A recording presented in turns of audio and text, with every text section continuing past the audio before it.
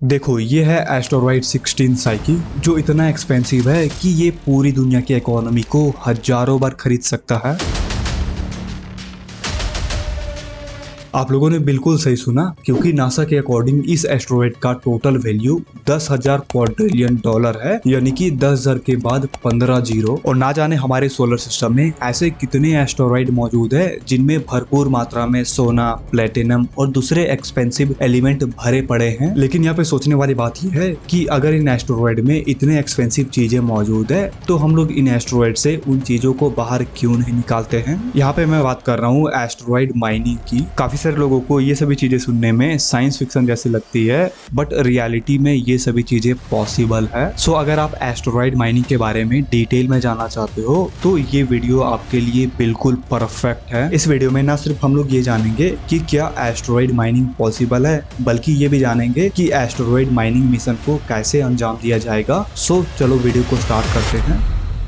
जब भी कभी हम लोग एस्टेरॉयड के बारे में सोचते हैं तो हमेशा हमारे दिमाग में एक भयानक मंजर सामने आता है। हमें हमेशा लगता है कि एस्टेरॉयड हमारे लिए सिर्फ एक खतरनाक चीज है। आई एग्री, बट ये सिर्फ सिक्के का एक पहलू है। एक्चुअल में हम लोग जिन एस्टेरॉयड को देखते हैं वो अरबों साल पुराने होते हैं। एक तरह से ये एस्टेरॉयड एक कॉस्मिक कैप्सूल की तरह होते हैं, और ये एस्टेरॉयड इतने पुराने होते हैं कि इनमें वही एलिमेंट्स और मिनरल्स मौजूद होते हैं जिनसे हमारा पृथ्वी और दूसरे प्लैनेट बने हैं। क्योंकि हमारे सोलर सिस्टम में जिस टाइम दूसरे प्लैनेट और हमारे अर्थ का फॉर्मेशन हो रहा था, ठीक उसी टाइम इन एस्टेरॉयड का भी फॉर्मेशन हुआ था। हमारे सोलर सिस्टम में लाखों की संख्या में एस्टेरॉयड मौजूद है, और इनमें से ज्यादातर एस्टेरॉयड मार्स और जुपिटर के बीच मौजूद है, जिसे हम लोग एस्टेरॉयड बेल्ट भी कहते हैं। इस एस्टेरॉयड बेल्ट में काफी अलग अलग तरह के एस्टेरॉयड पाए जाते हैं, जिसके वजह से साइंटिस्टों ने काफी सारी चीजों को ध्यान में रखते हुए इन एस्टेरॉयड को 3 कैटेगरी में डिवाइड किया है। चलो हम लोग इन तीनों ही कैटेगरी के एस्टेरॉयड के बारे में थोड़ा थोड़ा समझ लेते हैं। सबसे पहला आता है सी टाइप के एस्टेरॉयड।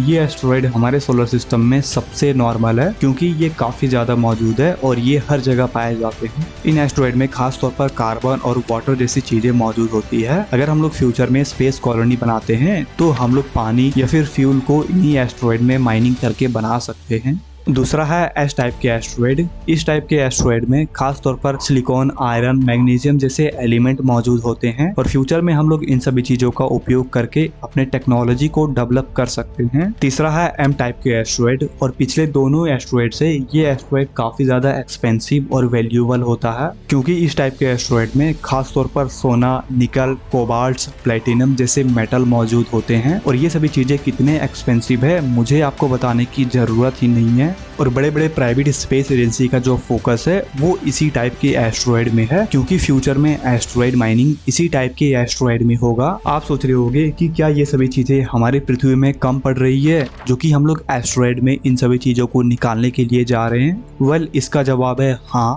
जिस तरह आज पूरी दुनिया में सोने और प्लेटिनम जैसी चीजों का मांग बढ़ रहा है, ये कहना गलत नहीं होगा, क्योंकि हमारी पृथ्वी में ये एक्सपेंसिव धातुएं जैसे कि सोना पृथ्वी के काफी गहराई में पाया जाता है, और इतनी गहराई में खुदाई करके निकालना काफी मुश्किल भरा और काफी एक्सपेंसिव होता है। इसी के साथ सबसे इम्पोर्टेंट चीज, ये सभी चीजें हमारी पृथ्वी में लिमिटेड मात्रा में मौजूद है। लेकिन अगर हम लोग एस्टेरॉयड की बात करें तो स्पेस में लाखों की संख्या में एस्टेरॉयड मौजूद है, और इनमें इतने एक्सपेंसिव एलिमेंट मौजूद है कि हम लोग इसका अनुमान तक नहीं लगा सकते।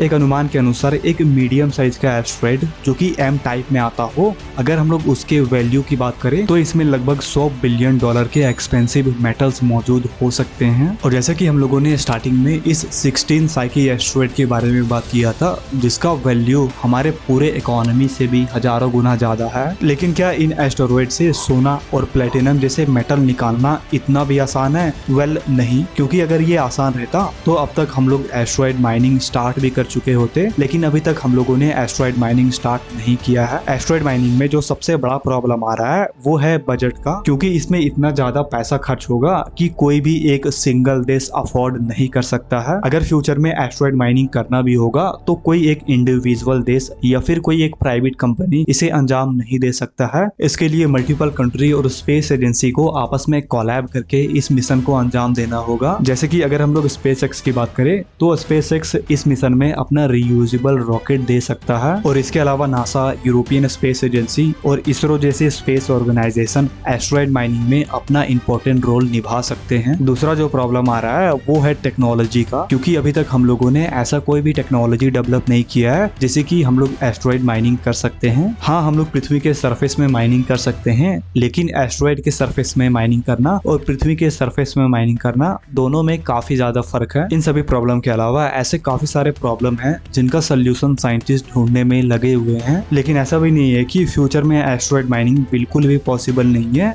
ये बिल्कुल पॉसिबल है, लेकिन इसके लिए काफी सारे कंट्री को इसमें इन्वेस्ट करना पड़ेगा और फिर काफी सारे टेक्नोलॉजी को डेवलप करना पड़ेगा, फिर जाके हम लोग एस्ट्रॉइड माइनिंग स्टार्ट कर सकते हैं। सो अगर हम लोग ओवरऑल बात करें कि क्या एस्ट्रॉइड माइनिंग पॉसिबल है, तो इसका जवाब हाँ और ना दोनों ही है, क्योंकि ये डिपेंड करता है फ्यूचर के सिचुएशन पर। अगर काफी सारे कंट्री और स्पेस एजेंसी इस पर ध्यान देते हैं तो फ्यूचर में एस्ट्रॉइड माइनिंग बिल्कुल पॉसिबल है, क्योंकि इंसानों के लिए कोई भी काम ऐसा नहीं है जो पॉसिबल ना हो। सो ये था छोटा सा वीडियो। आपको वीडियो कैसा लगा मुझे कमेंट बॉक्स में जरूर बताएं। सो मैं मिलता हूँ किसी नेक्स्ट वीडियो में, तब तक के लिए बाय बाय, टेक केयर।